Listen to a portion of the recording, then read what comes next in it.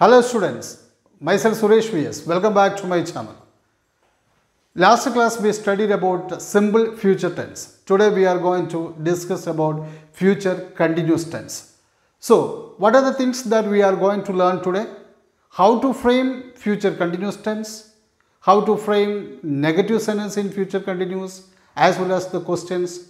Then, at the most or very important, the uses of what are the uses of future continuous tense. Okay, so when you frame future continuous tense, you have to start with the subject. Okay, so subject plus two helping verbs are used in all the future tenses. You can see that these helping verbs are used will or shall. Okay, then followed by that you have to use be plus present participle form of the verb, that is the ing form of the verb, present participle form of the verb plus object. Okay, so dear students, see the structure of the sentence, how it would be: subject, then two helping verbs will or shall, plus be, then ing form of the verb or present participle form of the verb plus object. So this is the structure of a future continuous tense. Now let us see how to frame a future continuous tense. Let us take a subject here. So I is taken as a subject, I. So with I we can use a helping verb will or shall. Okay, so I told you where to use will and where to use shall in the last class. So let me use here will. Then what must be there? Be. Be must be there. I'll be. Then I use a verb wait. Okay, wait. But remember that the ing form of wait must be used here. So I will be waiting. Okay, so I have used any verb object there. I will be waiting for you. I will be waiting for you. So let us make another sentence. Okay, he. For example, I have taken he as the subject. Then he followed by will or shall. Then will, one helping verb has been used. Then what must be there? Be. He will be. Okay, he will be. I took teach as the subject. So what must be there? Ing form of the verb teach. So he will be teaching English. Okay, object is there. Okay, this is the object. So subject, then helping verb, be, ing form of the verb plus object. So this is the way of making a future continuous tense. So let me write one more example for you. Ravi. Okay, Ravi. So let us take Ravi will, helping verb, then followed by that what must be there? Be. Ravi will be. Ask. So I have taken a verb here, ask. So what must be? Asking, ing form of the verb. So Ravi will be asking a question. Okay, will be asking a question. Okay, so dear students, this is the way of framing future continuous tense. Clear? Now let us see how to frame its negative form.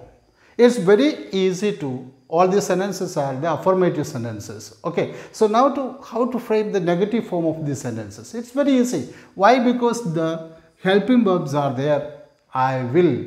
So what you have to do? You have to use short form. I will plus not. I will not. Okay, so you can use the short form there. WON apostrophe T. I won't. I won't be, or I will not be waiting for you. I will not be waiting for you. Negative sentence is framed here. I will be waiting for you. I won't be waiting for you. Or I will not be waiting for you. He will be teaching English. So he won't be teaching English. Okay. Ravi will be asking a question. Ravi won't be asking a question. Okay. So he will be shifting to his house. He won't be shifting, or he will not be shifting into his house. So this is the way of framing negative sentences. Now in order to frame the question, let us see how to frame the question. So in this first sentence, in order to frame the question, you have to take the helping verb ahead. That means first we have to use the helping verb. For example, use will. Will, then the pronoun he. Will he, then be. Will he be waiting for you? Will he be waiting for you? So a question, yes or no question, has been yes framed here. Okay, will he be waiting for you? Same like here also, he will be teaching English. So remove will from here and use it friend. So will, okay, will he be teaching English? Will he be teaching English? Ravi will be asking a question. So use will first. So will Ravi be asking a question? So in this way we can frame yes or no question. Okay. So in order to ask the information questions by using the yes information question words like what, when, where and all, that you have to use before this helping verbs. Okay. What will he be teaching? So if you ask here what will he be teaching? You will get the answer English. Okay. So in order to make an information question, use the information in the beginning. And afterwards what will come? Helping verb will or shall will come. Then what will come? So be, then noun or pronoun, then be, then ing form of the verb. So this is the way of framing yes information question. I hope all of you understood this one. Now let us come to the uses of yes future continuous tense. Future continuous tense has got three important uses. Let us examine which are they. Okay.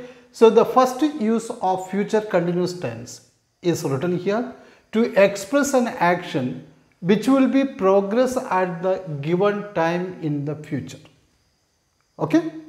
So at a given time in the future, an action is in progress. That means the action continues at a given time in the future. So in order to express that, we use a future continuous tense. I will repeat.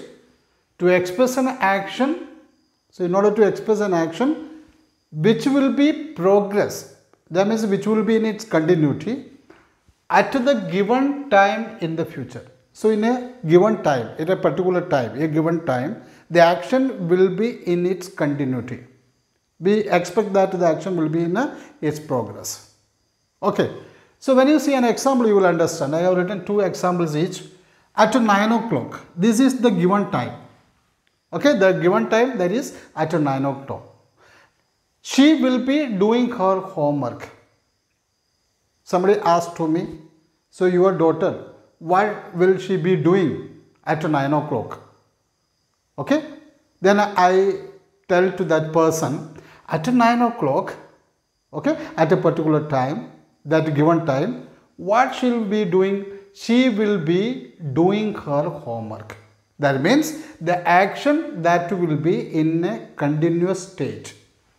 It would be in a progress state in the future. Okay. Now let us see another example. Tomorrow, in a future it is. It is the given time. Tomorrow at 6 p.m. At a given time in the future. Tomorrow, if the action is going to happen, yes, in the future, tomorrow. Tomorrow at 6 p.m. at this given time. Mr. Singh will be flying to London. The action that will be in its continuity. Mr. Singh, yes, will be flying to Delhi. So somebody comes and asks me, tomorrow, sir, next month this time, what you will be doing? So I will tell next month. Okay, this time I will be planting certain trees. Or tomorrow at this time, what will you be doing? So at this time, I will be watching a movie. Okay, I will be watching a movie. So that means a particular time, next Monday, we will be, yes, watching a movie. That means at a particular time, we will be engaged in this activity. Okay, so action that will be in its continuity in future. So in order to express, this type of actions, we can use future continuous tense. Now let us come to the second use. So another very important use of future continuous tense is to express an action fairly certain to happen.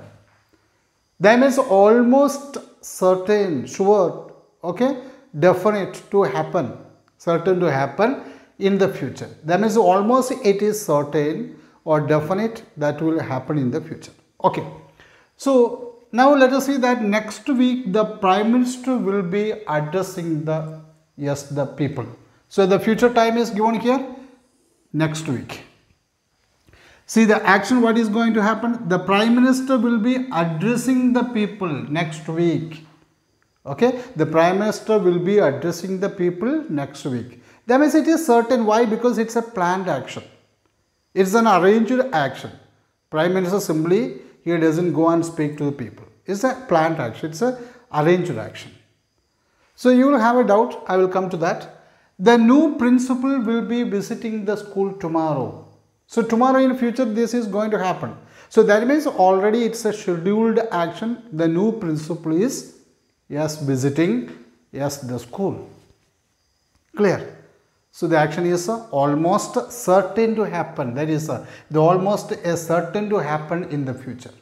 So in such action, don't think that it's a continuous action. Don't think that it's a progressive action.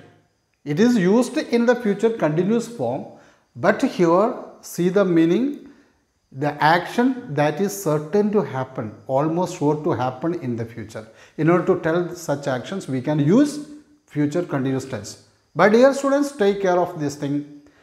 The same sentence can be said, or the same thing that can be said in a present continuous tense also, or present continuous tense also can be used, okay, can be used to express this type of actions. For example, next week the Prime Minister is addressing the people.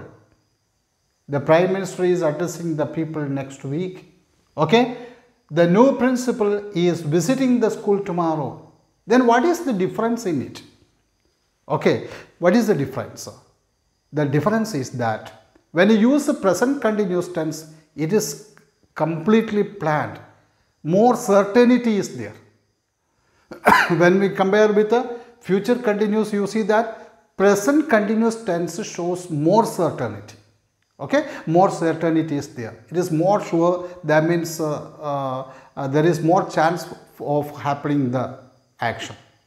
But when we compare these two, future continuous, there is a less chance of happening the action. Okay, that is the difference. So this type of actions can be expressed in present continuous tense also. Okay. Now let me come to the third and last, yes, use of a future continuous tense. Refer to longer ongoing future action. There are two actions. Okay, one is a longer future action and another one is a, yes, a shorter future action. Two actions are there. One is a longer action and another one is a shorter action. That means an action that happens for a short period and another one that is happening for a longer period. And the shorter, that means one action that is a long action that is interrupted by a small action in between. Okay, in between the action has been interrupted by a shorter action. So when you speak about that longer action, we use yes, future continuous tense. When you come to the example, you will understand it. You see here, my son will be sleeping. Okay, my son will be sleeping. It is the longer action.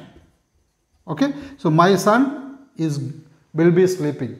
The action is continuing longer. Then under that time another action takes place, that is I reach there. It's a shorter action. So the longer action that has been interrupted, okay, that has been disturbed by another short action. So when I reach there, when I reach at home, my son will be sleeping. So that means he will be sleeping for a long time and his sleep would be disturbed by, yes, my arrival. Okay, now let us see another one. When Raghav reaches home, this is the shorter answer. What was the longer answer? So the action going on, students will be playing. When Raghav reaches school, so one action was going on there, a longer action was there. What was that? Students will be playing. So that time, who reaches there? Yes, Raghav reaches there. So this is a future action. Then so when I reach home, my mother will be cooking food for me. Okay, so I am in the town, and I tell to my friends, when I reach home, my mother will be cooking food for me. Okay, so that means cooking food, that action will be going on in the future. That time another action happens, that is I reach home. Okay, so to express the longer action we can use future continuous tense. Dear students, I hope all of you understood this part very well. So thank you for watching it. Thank you very much.